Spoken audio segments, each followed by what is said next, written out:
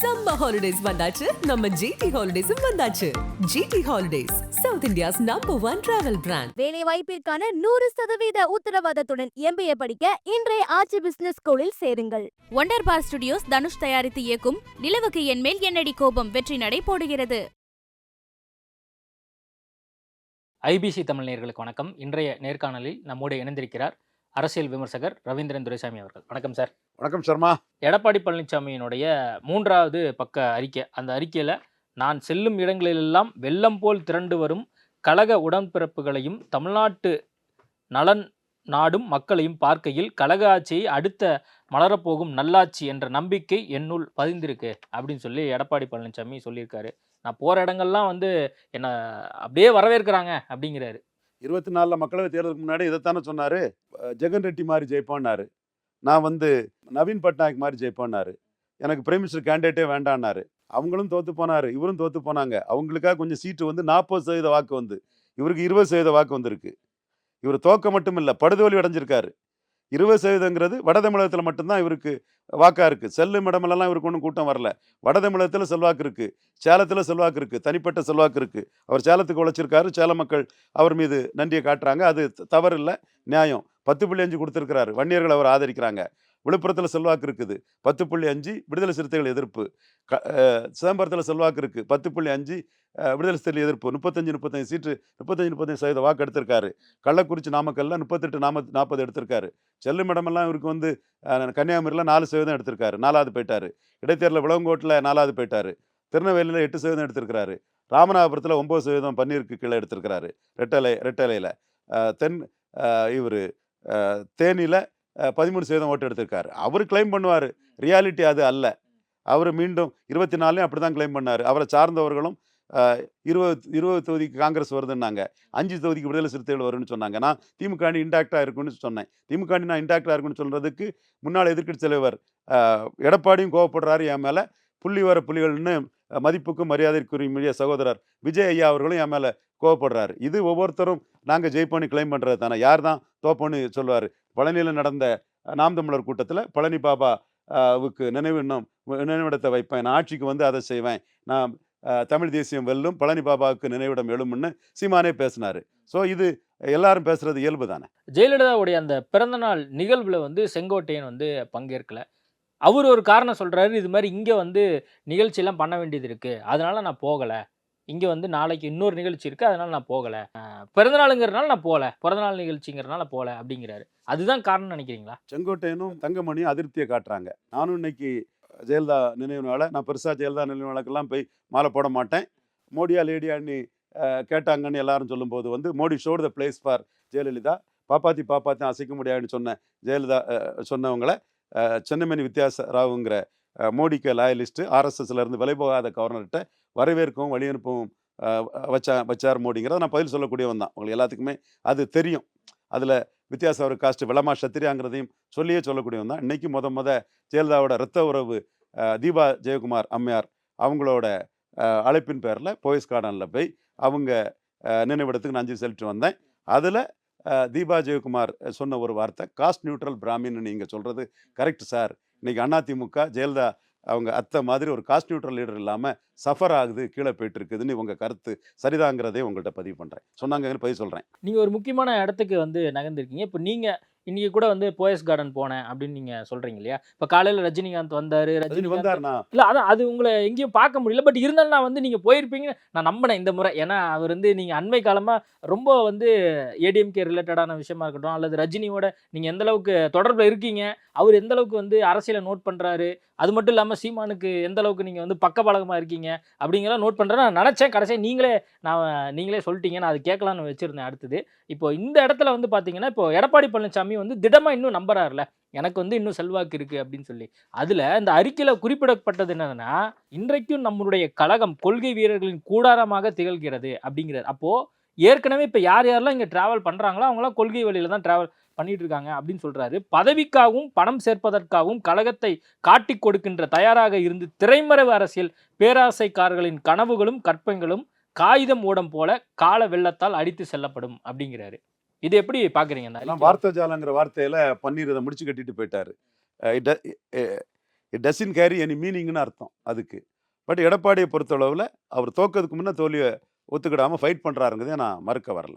இல்ல ஃபைட் பண்றாரு இப்போ. கண்டிப்பா, அந்த அறிக்கை அதை தான் சொல்லுது. கண்டிப்பாக அவர் ஃபைட்டர் தான், நான் அது மறுக்க வரல. இல்ல இப்போ அவர் சொல்றாருல்ல, இப்போ அரசியல் பேராசைக்காரர்களின் கனவுகளும் கற்பனைகளுக்கும் காகிதம் போல வந்து கறந்துட்டு வருது அப்படிங்கிறாரு. வெறும் வார்த்தை ஜாலங்கிற வார்த்தையை பன்னீர்செல்வம் சொல்லி அதை அடிச்சிட்டாரு. எடப்பாடியை பொறுத்தவரை அவர் ஃபைட்டராக நின்று ஃபைட் பண்ண தயாராகிறார். திரைமறைவிலிருந்து அரசியல் பேராசைக்காரர்கள்லாம் நிறைய ஏதோ பிளான் பண்றாங்க, பண்ணியிருக்கிறாங்க அப்படின்லாம் கூட அவர் சொல்றாரு. அது யாரை சொல்றாரு? உள்ள கட்சிக்குள்ள இருந்துட்டே சில பேர்லாம் இதை பண்ண மாதிரி சொல்றாரு. அதுவும் குறிப்பா அவர் ஓ பன்னீர்செல்வத்தை தான் சொல்றாரு. வெளியிருந்து சில பேரையும் சொல்ற மாதிரி தெரியுது. செங்கோட்டையும் தங்கமணியும் சொல்லலாம், அல்லது வந்து எல்லாரும் ஒன்றிணைன்னு சொல்லக்கூடிய உள்ள இருக்கக்கூடிய தலைவர்களை சொல்லலாம். அதைத்தான் அவர் முடியாதுங்கிறார். இல்ல இப்போ செங்கோட்டையன் ரொம்ப ரஃப் அண்ட் டஃப்பாக இருக்கிற மாதிரி இருக்கா? என்ன கேட்குறாங்க, ஓனாயும் வெள்ளாடும் ஒன்றுபட்டு இருக்க முடியுமா அப்படின்னு சொல்லி அவர்கிட்ட கேட்கும்போது நீங்கள் அவர்கிட்ட கேளுங்க அப்படின்னு சொல்லிட்டு அவர் கடந்து போறாரு. கண்டிப்பாக அவரோட பதில் சரிதான். எடப்பாடிக்கு ஸ்டேட்மெண்ட்டுக்கு எடப்பாடி தான் விளக்கம் கொடுக்கணும். அது செங்கோட்டையும் அதில் விளக்கம் கொடுக்கணும்னு நம்ம எதிர்பார்க்க முடியாது. எடப்பாடி இல்ல ஓனாயின்னு இதுல யார் ஓனாய் யார் வெள்ளாடு? வெள்ளாடு அவரை சொல்கிறாரு, கட்சியை சொல்கிறாரு. ஓனாய்ங்கிறது வந்து ஒற்றை தலைமைக்கு எதிராக நின்று கூட்டு தலைமைன்னு வரக்கூடியவங்கள ஓனாய்ங்கிறார். ஓகே, இப்போ கலைகளும் பயிர்களும் ஒன்றாக வளர்ந்து வெள்ளாமை ஆகுமா? விஸ்வாசியும் துரோகியும் தோளோடு தோள் நிற்க முடியுமா? முடியவே முடியாது. நீங்க சொல்றதெல்லாம் கேட்குதுங்கிறாங்க. கேட்குது அப்படிங்கிறாரு.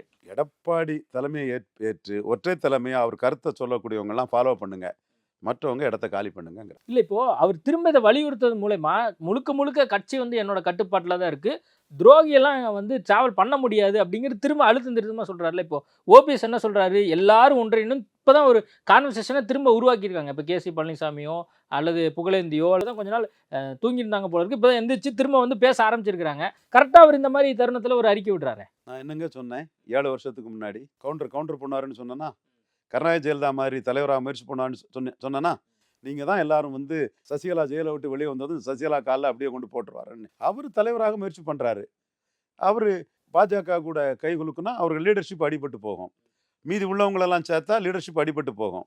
26 தோத்தம் பிறகு மீண்டும் வந்து எடப்பாடியை தள்ளிக்கிட்டு வைப்ரண்ட் ஆனவங்க வந்து இன்னொரு தலைமையில் நம்ம எதிர்கால அரசியலை மீட் அவுட் பண்ணுவோம், எடப்பாடியால் எந்த காலமும் ஜெயிக்க முடியாதுன்னு 26 தோத்ததும் அவர் கூட்டு தலைமைன்னு வந்தவங்கள ஒருத்தரை வந்து முன்னிறுத்தி எடப்பாடியை ஜெட்டிசன் பண்ணுவாங்க. ஸோ பிடிச்சதை எப்படி அவர் விடுவார்? அதைத்தான் நான் அப்போவே சொன்னேன். நீங்கள் வந்து உங்களை சொல்லலை, தமிழ் மண்ணில் உங்களுக்கு தெரியும் நான் சொன்னது. நீங்கள் அன்னைக்கு ஒரு தொலைக்காட்சியில் இருந்தீங்க, நான் விடமாட்டாருன்னு சொன்னவும் எல்லாரும் வந்துக்கிட்டு இவரை டேக்கன் ஃபார் கிராண்டட் மாதிரி பேசிகிட்டு இருந்தாங்க. இப்போவும் அவர் தான் டேக்கன் ஃபார் கிராண்டட் இல்லை, நான் விடமாட்டேன்னு ஃபைட்டராக நிற்கிறாரு. நம்மளை பொறுத்தளவில் அவரை வேற ஆங்கிளில் அவரை புல் டவுன் பண்ணுறோம். அது நம்ம சொல்லி தான் பண்ணுறோம், டிக்ளேர் பண்ணி தான் பண்ணுறோம். சிங்கம் மறைஞ்சிருந்து சண்டை போட்டதை யாரும் பார்க்க முடியாது, நேருக்கு நேர் சண்டை போடுறதை யாரும் பார்க்க முடியாது. நம்ம ரெட்டையிலேயே சமூக நீதியை சூறையாடக்கூடிய சிம்பல், அதனால உள்ள நான் பெனிஃபிஷரி காஸ்ட்டை எடப்பாடியை விட்டு கடத்திட்டு போகக்கூடிய வேலையை நம்ம பார்க்குறோம். பட் அவங்க வந்து ரெட்டலையோட ஹோல்டை தங்கள் பக்கம் எடுக்கிறதுக்கு மற்றவங்க பார்க்குறாங்க. அது எடப்பாடி கையில் இருக்குது, அது அவர் விடமாட்டாருங்கிறது தான் கான்செப்ட். இல்லை இப்போ அதிமுக தொண்டர்கள் இப்போ எப்படி இருக்காங்கன்னு நீங்கள் நினைக்கிறீங்க? இப்போ நிறைய பேர்கிட்ட நீங்கள் வந்து பேசுகிறீங்க, பல்வேறு சமூகம் சார்ந்தவங்க வந்து அவங்க உங்களை பார்ப்பாங்க. அவங்க என்ன சொல்கிறாங்க? இப்போ எடப்பாடியினுடைய இந்த ஸ்டாண்டு சரின்னு தான் சொல்கிறாங்களா, இல்லை எல்லாரும் ஒன்றிணையணும் அப்படின்னு சொல்லி ஓபிஎஸ் சொல்கிற மாதிரி சொல்கிறாங்க? அதிமுக தொண்டர்கள் மத்தியில் ஒரு கம்பைன்டு பார்ட்டி வேணுங்கிற எண்ண ஓட்டம் இருக்குது. ரெட்டையில சென்டிமெண்ட் இருக்குது, கம்பைன்டு பார்ட்டி வேணுங்கிற எண்ணமும் இருக்குது. ஆனால் தொண்டர்கள் முடிவெடுக்க முடியாது, தலைவர்கள் தான் முடிவெடுப்பாங்க. இல்லை அந்த தலைவர்கள் இப்போ தங்கமணி, வேலுமணி, செங்கோட்டையன், இப்போ அவங்கெல்லாம் வந்து என்ன மனநிலையில் இருக்காங்க? இப்போ உங்களுடைய அப்சர்வேஷன். தங்கமணி, செங்கோட்டையன் 2 பேருமே வரல. தெற்கையும் மேற்கையும் இருக்கக்கூடிய அதிமுகவினர் வந்து எடப்பாடி தலைமையில் வெற்றி பெற முடியுமாங்கிறதுல அவங்க கலக்கத்தில் தான் இருக்கிறாங்க. அதே வேளையில் வட தமிழகத்தில் உள்ள அதிமுகவினர் வந்து எடப்பாடி நிலைப்பாடு சரிதான், பாஜக கூட்டணி போனால் எல்லாமே போயிடும், நம்ம அடிபட்டு போங்கிற எண்ணம் வந்து அதிமுக பலமாக இருக்கக்கூடிய வட தமிழகத்தை சேர்ந்த அதிமுகவில் சிட்டியில் இருக்கக்கூடிய ஜெயக்குமார் போன்றவங்கள்ட்ட இருக்குது. எடப்பாடி பழனிசாமியும் பாஜகவோட கை குலுக்குன்னா லீடர்ஷிப்பு போயிடும், அது புதக்குழியில் விழுந்த மாதிரி ஆகும், நாளைக்கு நம்மளே டாப்பிள் பண்ணி ஏதாவது பண்ணிடுவாங்க, நம்ம சிக்கி விடுவோங்கிறத அவர் அலர்ட்டாக இருக்கிறாரு. இவங்களை சேர்த்தாலும் தோத்தா வந்து எடப்பாடி இடத்த காலி பண்ணுங்க, திண்ணையை காலி பண்ணுங்க, இவங்கள ஒருத்தரை வச்சுருவோம், அடுத்த கட்டம் உங்களை வச்சு ஃபைட் பண்ணால் எந்த காலமும் ஜெயிக்க முடியாதுன்னு ஆரம்பிச்சிருவாங்கன்னு அச்சப்படுறாரு. அப்போ இருக்க கட்சி தன் தலைமையை ஏற்றுக்கிடவங்க, அந்த அடிப்படையில் அவர் போகிறாரு.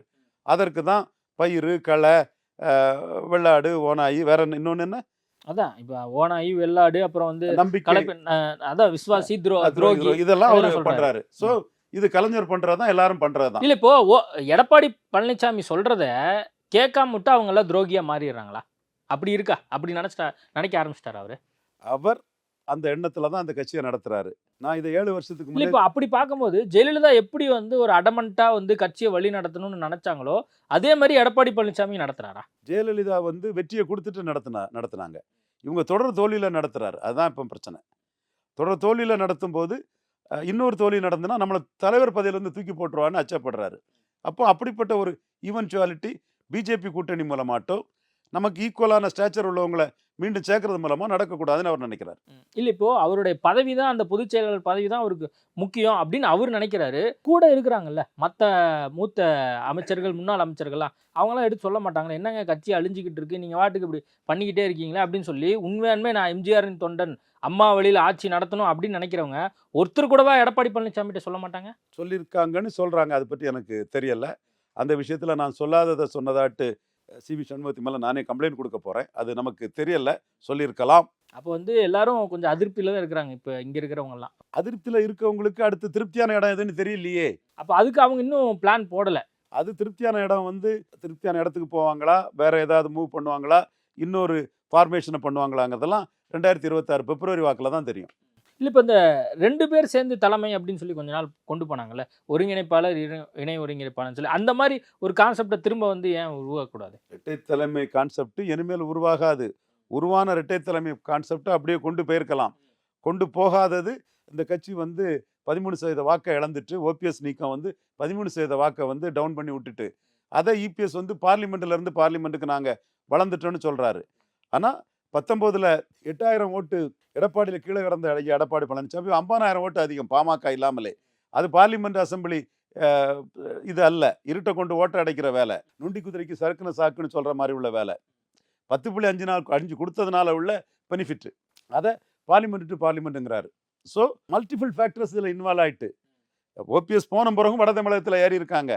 ஓபிஎஸ் போனதுனால மேற்கு தமிழகத்தில் பலகீனப்பட்டிருக்காங்க, தென் தமிழகத்தில் மிகப்பெரிய பின்னடைவை சந்திச்சிருக்கிறாங்க. ஸோ இதில் பழைய எம்ஜிஆர் ஜெயலலிதா காலத்து அதிமுக அல்ல, இதன் தன்மைகள் பெருசாயிட்டு. அதனால தான் அதிமுகவின் நான் பெனிஃபிஷரி காஸ்ட்டை சீமான் குறி வச்சு நகர்றாரு. ஓகே சார், நிறைய விஷயங்கள் குறித்து பேசியிருக்கோம். நேர்காணல் கொடுத்ததுக்கு மிக்க நன்றி. சம்மர் ஹாலிடேஸ் வந்தாச்சு, நம்ம ஜிடி ஹாலிடேஸும் வந்தாச்சு. GT holidays, south India's #1 travel brand. வேலை வாய்ப்பிற்கான 100% உத்தரவாதத்துடன் MBA படிக்க இன்றைய ஆச்சி பிசினஸ் ஸ்கூலில் சேருங்கள். ஒண்டர் பார் ஸ்டுடியோஸ் தனுஷ் தயாரித்து இயக்கும் நிலவுக்கு என் மேல் என்னடி கோபம் வெற்றி நடை போடுகிறது.